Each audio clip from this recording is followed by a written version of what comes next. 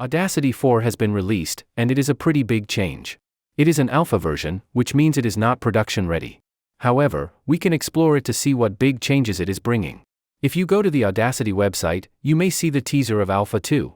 If you don't see the teaser for Alpha 2, you can always find it on the downloads page.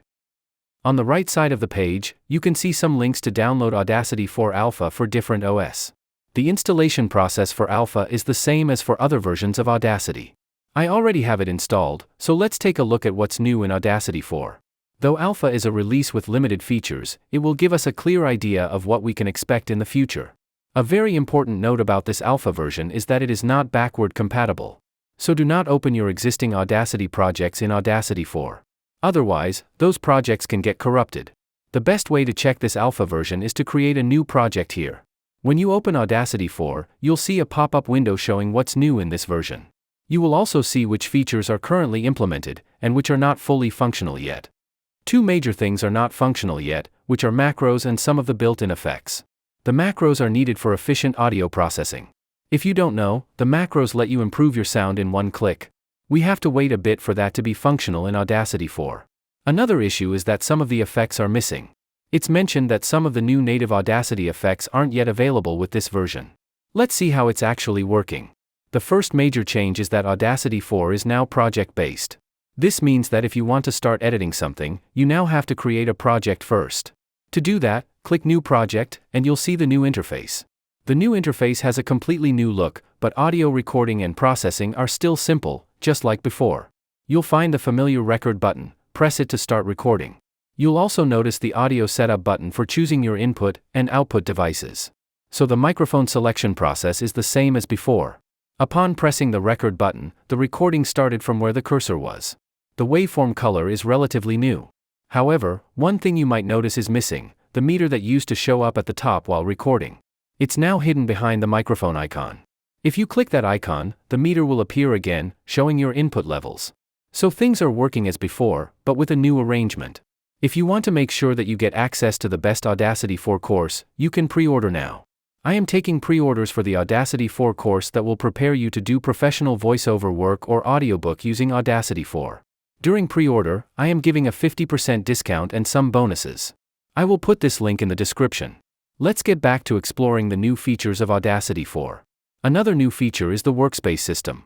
You can now choose different workspaces, for example, the classic workspace, music, or modern. A workspace means how tools and icons are arranged. You can work in the workspace where you feel comfortable.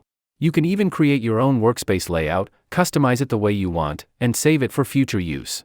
The idea of workspace is not new across audio editing software, but Audacity lacked this feature in older versions. Now let's check the effects menu. You'll see that some familiar and important effects, like normalize and compressor, are available and functional. When you open the compressor effect, you'll notice that the layout looks a little different, but it works just like before. The way the compressor works, and the configurations are the same, just got a different look. If you check the presets, you will see the same presets from older Audacity are available. Another important effect in audio editing is the normalize. Let's have a look at it. The normalize effect also works the same way, only the interface has changed slightly. However, not all effects are available yet. For example, if you open the equalization, you'll find only the graphic EQ.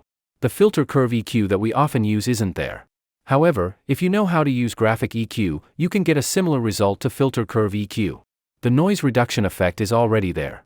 Many effects are still missing, but a handful of effects are available to get going.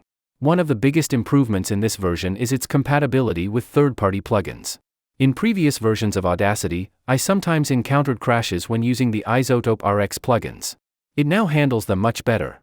In previous versions of Audacity, loading third-party plugins sometimes caused errors or even crashes for many.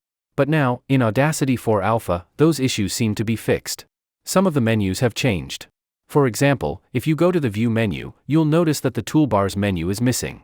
Through Toolbars, we had the option to show or hide some tools, but now no such option from the menus.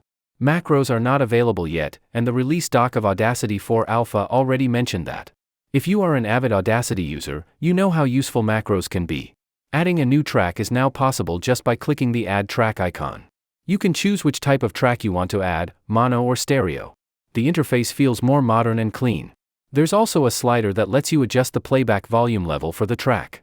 This slider is also available in older Audacity, but it is more visible in Audacity 4 now. By default, it is at 0 dB. If you change it, it becomes difficult to get back to 0 dB by dragging. But if you double-click it, it resets back to 0. Track-related information, and some actions can be seen from the 3 dots of the track. There is also a settings icon here. You can show or hide some tools from these settings. If you don't use certain ones, just disable them, and they'll disappear from view. This way, you can only show the buttons you use. Showing or hiding toolbars may not be useful now, but in the future, when Audacity adds more buttons, it can help to keep the interface clean. There are also some changes in the preferences. Some items in the preferences have been removed.